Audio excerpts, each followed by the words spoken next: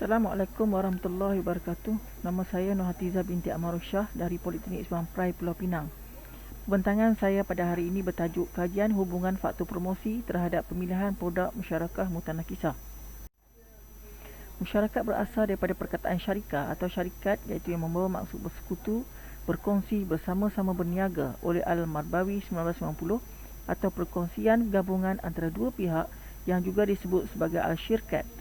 Mutanakisah pula bermaksud nakasa yang bermaksud berkurang, mengecil atau sedikit.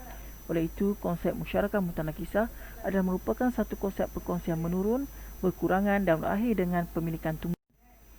Kontrak MM mengandungi 3 perjanjian dalam pelaksanaannya, iaitu musyarakah, ijarah dan al-bai'. Di Malaysia, konsep pembiayaan perumahan MM telah mula ditawarkan bermula pada tahun 2005. Selepas itu, produk pembiayaan MM semakin berkembang apabila Majlis Penasihat Syariah Bank Negara Malaysia pada mesyuarat ke-53 bertarikh 29 September 2005 telah memutuskan bahawa produk pembiayaan berasaskan musyarakah adalah dibenarkan selagi tiada elemen jaminan modal dan keuntungan oleh rakan kongsi ke atas rakan kongsi yang lain. Kaedah ini kemudian telah diluluskan oleh Majlis Penasihat Syariah Bank Negara Malaysia pada 6 Februari 2006 sebagai kaedah pembiayaan yang mematuhi syariah kerana ia adalah satu kontrak yang dibenarkan dalam muamalah Islam. Pada mesyuarat ke-56 pada Februari 2006, Majlis Penasihat Syariah Bank Negara telah memutuskan bahawa produk pembiayaan berdasarkan kontrak MM adalah diharuskan. Produk pembiayaan perumahan MM dikatakan mempunyai kelebihan iaitu meringankan bebanan pelanggan dari sudut bayaran bulanan yang lebih rendah, tempoh masa bayaran bulanan secara relatifnya juga lebih pendek dan lebih memberikan manfaat dan keuntungan kepada kedua-dua pihak, bank dan pelanggan.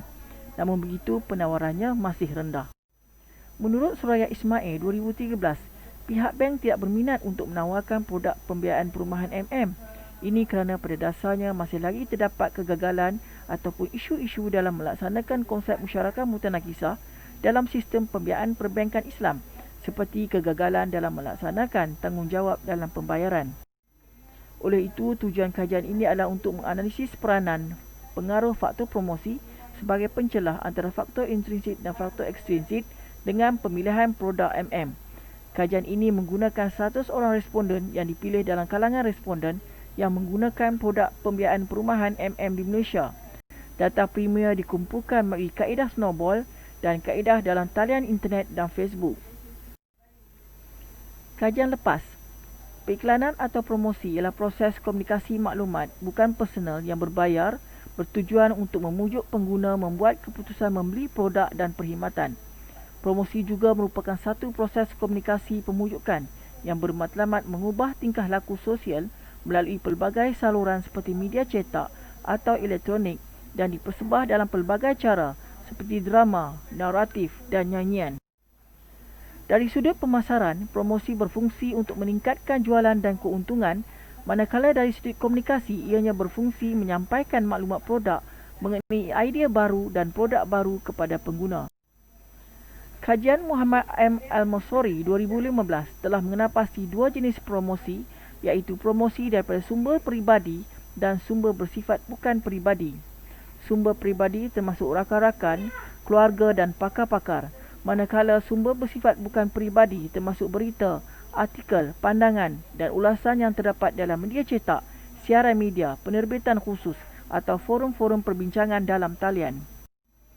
Duhan Johnson, Vickers dan Harris 1997 pula mendapati bahawa promosi dari mulut ke mulut adalah paling berkuasa, mampu menarik dan mengekalkan pelanggan. Pelanggan yang berpuas hati akan menyampaikan maklumat yang positif kepada orang lain, manakala semasa tidak berpuas hati, pelanggan menyampaikan maklumat yang negatif. Sumber-sumber lain promosi dari mulut ke mulut ialah komunikasi daripada orang yang dipercayai. Walau bagaimanapun, Sudin Harun, Nur Afifah Ahmad dan Sandra L. Planiset 1994 mendapati bahawa periklanan media massa mempunyai sedikit kesan kepada pemilihan bank pelanggan. John Maulana Kunis 2008 juga melalui kajiannya di bank-bank di negara Greek mendapati bahawa periklanan bukan merupakan kriteria utama pilihan bagi pengguna. Kewujudan iklan hanyalah sebagai prasyarat yang mengesahkan kewujudan bank. Kajian Shani Bashiru dan Al-Hassan Buyaminu 2013 di sektor perbankan di Greater Accra dan Timur Ghana mendapati bahawa elemen-elemen promosi iaitu televisyen hanya menyumbang sebanyak 10%, surat khabar 11%, radio 19%, maklumat dari mulut ke mulut sebanyak 25% dan 34% adalah hasil daripada peranan bank atau CSR yang dilakukan oleh pihak bank dalam masyarakat. 15.4% melalui maklumat yang disampaikan oleh keluarga, 49% daripada kawan, manakala 8.7% daripada pertanyaan yang diajukan oleh pelanggan kepada pihak bank. Daripada data empirikal, kajian Shani Bashiru dan Al-Hassan Buyaminu mendapati bahawa majoriti responden berpendapat bahawa mereka berurusan dengan bank, sebahagian besarnya berpunca daripada promosi mulut ke mulut. Sebanyak 65.8% responden mengesahkan bahawa mereka berurusan dengan bank kerana pengaruh promosi oleh bank.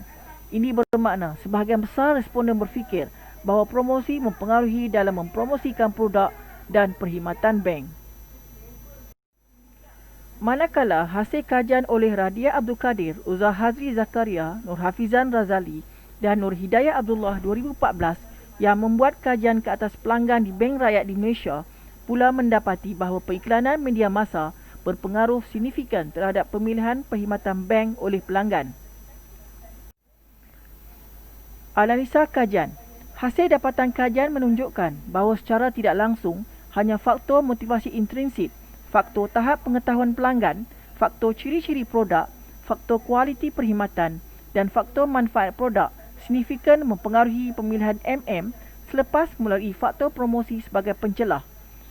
Faktor motivasi intrinsik mempengaruhi pemilihan MM sebanyak 0.079%, faktor tahap pengetahuan pelanggan sebanyak 0.065%, faktor ciri-ciri produk sebanyak 0.047%, faktor kualiti perkhidmatan sebanyak 0.153% dan faktor manfaat produk sebanyak 0.104%. Menganalisis saiz kesan faktor promosi sebagai pencelah. Faktor promosi sesuai berperanan sebagai pencelah walaupun mempunyai kesan yang lemah antara faktor motivasi intrinsik iaitu 0.101 dengan pemilihan MM kerana kurang daripada nilai 0.15. Kesan yang lemah antara faktor tahap pengetahuan pelanggan iaitu 0.045 dengan pemilihan MM, kesan yang lemah antara faktor ciri-ciri produk iaitu 0.025 dengan pemilihan MM dan kesan yang lemah antara faktor manfaat produk iaitu 0.109 dengan pemilihan MM.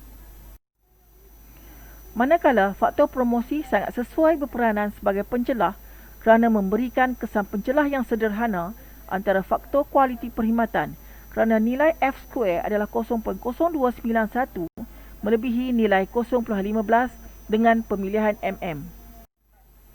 Kesimpulan dan saranan. Kajian ini berhasrat agar ianya dapat dijadikan rujukan kepada pihak perbankan Islam dan meningkatkan strategi pemasaran dan promosi untuk menarik perhatian pengguna memilih produk MM. Sekiranya pihak perbankan dapat meningkatkan aktiviti promosi dan menggunakan medium-medium promosi secara optimum, tahap pengetahuan dan maklumat mengenai manfaat produk juga akan dapat meningkatkan pemilihan MM. Usaha ini dapat mendorong kepada perkembangan produk pembiayaan perumahan MM.